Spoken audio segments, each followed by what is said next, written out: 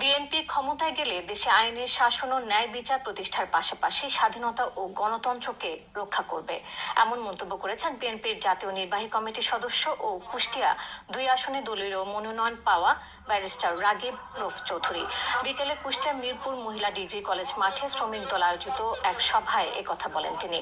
রাগিব রউফ আরো বলেন, শেখ হাসিনার শাসনামলে ভোটাধিকার বঞ্চিত কুষ্টিয়ার মানুষ এবার স্বতঃস্ফূর্তভাবে নির্বাচনী প্রচারণায় অংশ নিচ্ছে। বৈষম্যহীন সমাজ, নারীর মর্যাদা, দুর্নীতি, মাদক ও সন্ত্রাসের বিরুদ্ধে বিএনপি শক্ত অবস্থান নেবে বলেও জানান তিনি।